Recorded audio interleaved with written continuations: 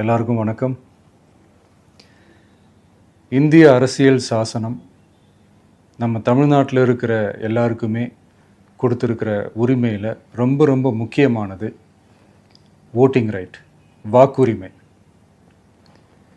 ஒரு மனுஷன் உயிரோடு இருக்கான்றதுக்கு அடையாளமாக இருக்கிறதுல அவனோட ஓட்டுரிமை ரொம்ப முக்கியம். அதனால தான் voting is not only our right but also our life. ஒரு முக்கியமான விஷயத்தை பற்றி இப்போ நான் உங்ககிட்ட ஷேர் பண்ண போகிறேன்.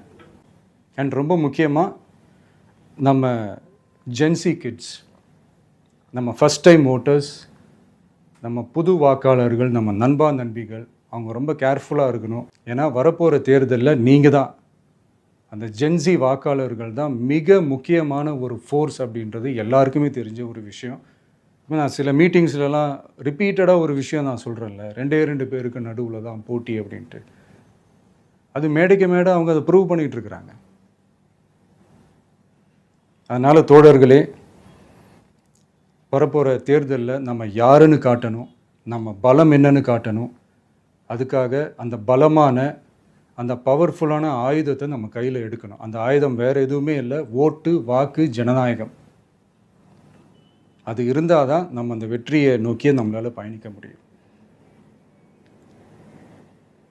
தமிழ்நாடே அந்த வாக்குச்சாவடி முன்னாடி திரண்டு நிற்கணும். அதை பார்த்துட்டு தமிழ்நாடே தமிழக வெற்றி கழகமா இல்லை தமிழக வெற்றி கழகம் தான் தமிழ்நாடா அப்படின்ற மாதிரி இருக்கணும். வீடுன்னு ஒன்று இருந்தால் தான் ஓடு மாற்ற முடியும்னு அறிஞர் அண்ணா அவர்கள் சொல்லியிருக்கிறாங்க. அந்த மாதிரி ஓட்டுன்னு ஒன்று இருந்தால் தான் இந்த நாட்டையே காப்பாற்ற முடியும். ஸோ அதனால் மை டியர் டிவிகே தோழர்களே, மை டியர் ஜென்சி படை பலமே, உஷாராக இருங்க, கான்ஃபிடென்ட்டாக இருங்க, நல்லதே நடக்கும், வெற்றி நிச்சயம். மீண்டும் சந்திக்கும் வரை நன்றி, வணக்கம்.